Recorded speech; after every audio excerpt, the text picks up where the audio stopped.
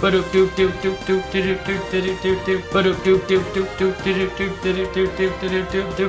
back to Trump News. Big news for you today. Blizzard has announced upcoming card balance changes coming August 26, 2019, a short 3 weeks after the release of Saviors of Uldum. This is the fastest that a balance change has ever been applied post a expansion release. Starting with Mage, Conjurer's Calling, nerfed from 3 mana to 4 mana. This is a card that many people thought should be targeted, so now it's 4 mana. This card is still competitive even at 4 mana. The only reason why it might not be played, if it were to not get played anymore, is if the Mage decks overall required Conjurer's Calling too much and then the other cards were too weak to support the Conjurer's Calling. Khadgar Conjurer's Calling was often a big play, or even something like Frost Nova into Conjurer's Calling, which you can't do anymore in the Freeze Mage deck. It's a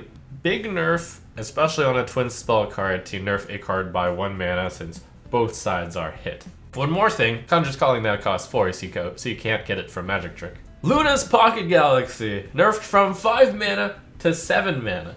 So, first thing I'm going to do is I'm going to defend Blizzard because, you know, good for Blizzard. They tried out a few buffs. Most of them were good. Some of them were a little bit too powerful, but they certainly changed the game up. And I encourage more buffs, and you guys should as well. So they reverted one of the buffs. Luna's Pocket Galaxy originally cost 7 and went down to 5.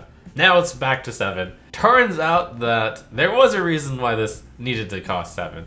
Because, indeed, in the Highlander Mage deck, Luna's Pocket Galaxy boasts a whopping 65% mulligan win rate and is kept like almost all the time. Basically, cast Luna's Pocket Galaxy on turn 5 or coin Luna's Pocket Galaxy and win the game. That was a little bit too much. It was like too Keleseth-ish. So Luna's Pocket Galaxy is possibly dead now, but possibly still okay. Because the Highlander Mage deck runs Tortollan Pilgrim, which discovers a spell in your deck, I could see Luna's Pocket Galaxy still being played even at 7 mana. It is a big nerf, don't get me wrong, and Highlander Mage might redesign their deck, but it's also possible that they will keep it as is and take the L, take a weaker Luna's Pocket Galaxy, still play it as is. I do believe, though, that the Highlander Mage deck will be substantially less good because of this nerf. Dr. Boom Mad Genius, iconic for its 7 mana and 7 armor, getting nerfed to 9 mana! The soul of the card has been lost. Some people say that it's not that big a change because Control Warrior could win the game without Dr. Boom Mad Genius. It's a slow control deck, so who cares about paying 2 extra mana later on? I am in the camp which believes that this is a big nerf for Control Warrior. Control Warrior will still be a good deck, but Dr. Boom Mad Genius was the best card in that deck, and sure, you could win all the time even if you didn't play Dr. Boom Mad Genius, but this will give the aggro deck so much more time to pressure you. When you're playing an aggro or mid-range deck, you can plan around setting your opponent to be low, putting enough pressure on the board that they have to deal with it, overplaying their Dr. Boom Mad Genius. And with 2 extra turns to set up the deal with this now, otherwise you're gonna die, so you can't play Dr. Boom Mad Genius, that's a big deal. The other big deal is if you got Dr. Boom Mad Genius in play before turn 9, let's say you got it on turn 7, you'd get to press the button on turn 8 and turn 9. So you're missing it on 2 hero powers worth of value here.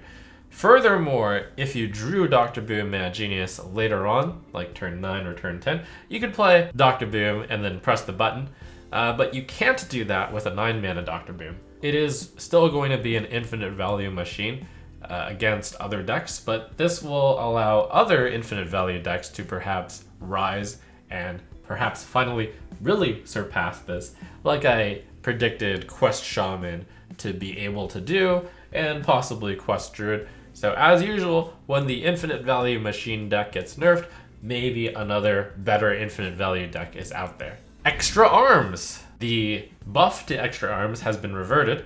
When Extra Arms was buffed from 3 mana to 2 mana, this was one of the most, wow, that's quite a buff, Is this going to make Priest Zoo really good?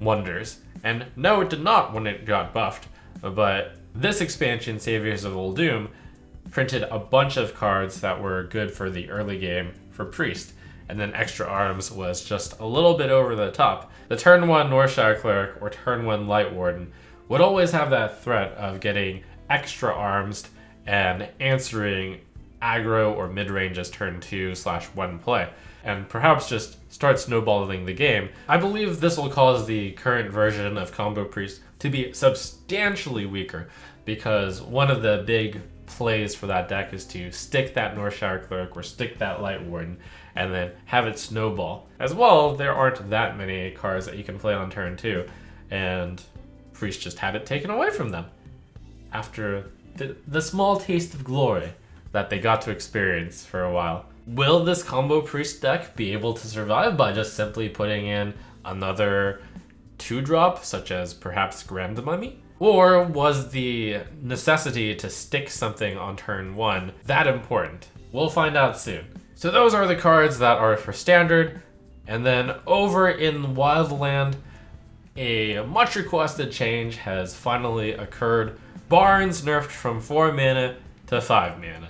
I didn't play much Wild, but I heard so much belly aching over this card. Finally, Resurrect Priest gets that 1 mana, 1 turn delay on the Barnes high roll. And 1 turn is an eternity for the fast-paced Wild format that Wild is. So these nerfs are aimed pretty specifically towards Conjurer Mage, Highlander Mage, Control Warrior, and the Combo Priest. Big losers are those guys. Big winners are basically everyone that's not them. This is a pretty diverse meta right now, as is. In fact, we're still in the process of figuring out just what's strongest. So I am going to give something as simple as, if you're playing these decks, they got worse. If you're not playing those decks, your lot in life just got better. The tier ratings are going to switch around a little bit, but I think in this case, a simple level 1 analysis is solid. I will throw in one spooky thing. Murloc Paladin was a deck that was arguably kept down by Control Warrior, the fact that Control Warrior could brawl you. If Control Warrior loses popularity, then Murloc Paladin can really take advantage of those people who cannot deal with a turn 5 board. Same with the Highlander Mage, by the way. The Mage decks could do the Frost Nova Doomsayer, or the Blizzard into the Flame Strike and all that jazz. So perhaps one of the bigger winners of those that didn't get hit would be Murloc Paladin. I am a little bit afraid of the Tip the Scales Murloc Paladin deck, and when I see this Luna's Pocket Galaxy winning the game on turn 5, one could argue that Prismatic Lens into Tip the Scales on turn 5 also wins the game, and with those predators of Tip the Scales Murloc going a little bit weaker, get ready to have your scales tipped. So, pro tip, have an answer to the tips.